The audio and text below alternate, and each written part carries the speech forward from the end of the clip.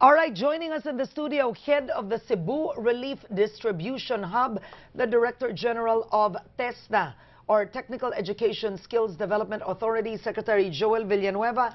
Welcome to the show. We had Secretary Cesar Purisima yesterday running the Manila Hub. So you are running the Visayas Hub. Yes. Okay, is the Visayas Hub bigger than the four relief hubs in Manila? Well, right now, we intend to be the biggest relief repacking center in the Visayas. And we're doing that. We're producing at least 35,000 relief packs a day.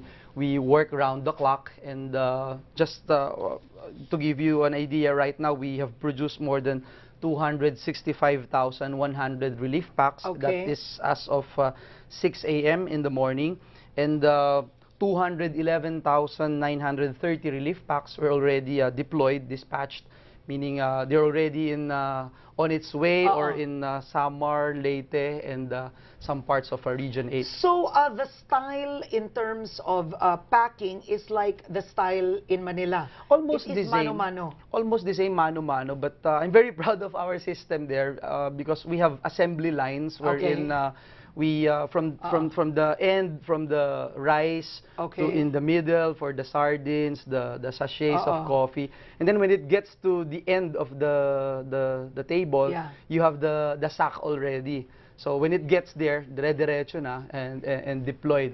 What we are also doing there is we have marshals per assembly line, so we encourage everyone, you know, not to talk too much or use it as a venue for tambayan. So now effective naman. Let's talk about Cebu is an international airport. Yes, I was there last weekend. It is the only airport in the Visayas, I could be wrong, that can take in 747s. A lot of 747s. Well, not only that airport, yes, but it's one of the biggest, if not the biggest. And right now, all international aids, kasi yung mga pass through Cebu. Yes, planes who wanted to land here in Manila, they're being coursed through dun sa Mactan Airport. Now tell me, just how much aid is getting into Cebu from foreigners? Well, we don't know yet. No, as of now, it keeps on coming in, and the Department of Foreign Affairs is in charge of that.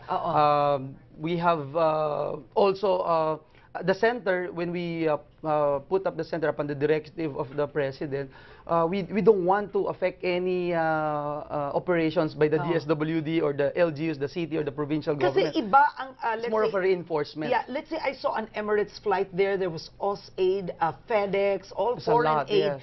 Yung foreign aid na ganun, hindi yun dumadaan sa inyo? Yes, no. Hindi. So even the donations, Karen, no, i-clarify mo yun. We don't take donations. Although when it's there already at CICC, the Cebu International Convention Center, we don't want to let go of it kasi binibigay na sa amin. So, but do you repack foreign donations? No, we don't. We are only centered on the government procured goods.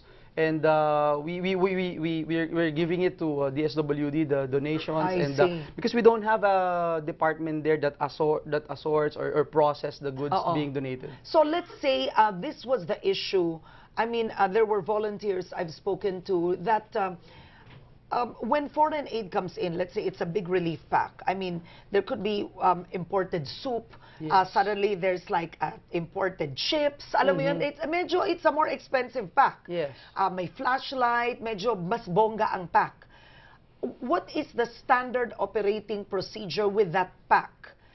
Does the DSWD take that pack apart? The DSWD, as far as I'm concerned, DSWD would make sure that these relief packs are okay, are ready to go, ready to be deployed. So there must be a checking of all these relief packs. Checking, but do they put them apart?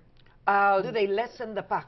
I don't think so. It depends on what kind of because if you're talking about food, it's all in one pack. And if you're talking about gadgets and personal hygiene stuff, it's in another pack.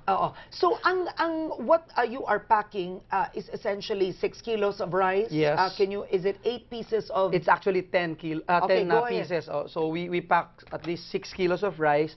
10 assorted canned goods. It could be sardines, meatloaf, corned beef, etc.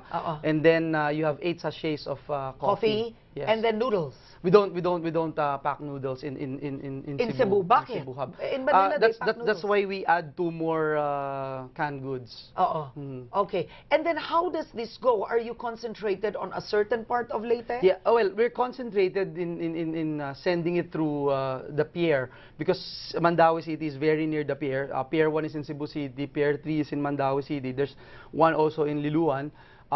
We focus most, if not about 90% of our outputs goes to the pier, and only 10 to 12% yun yung in-airlift through C-130. Now, is it true that the government will only be giving relief goods until December?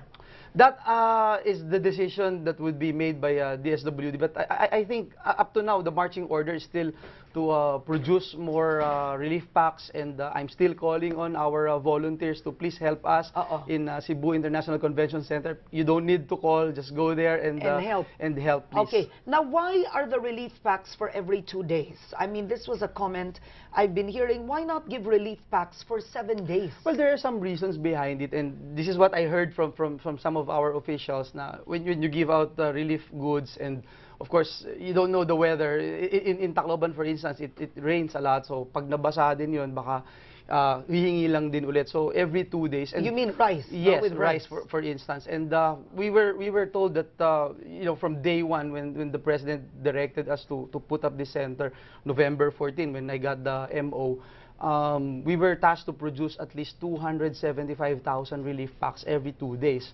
That's a concerted effort with all the relief repacking centers all over the country. All right.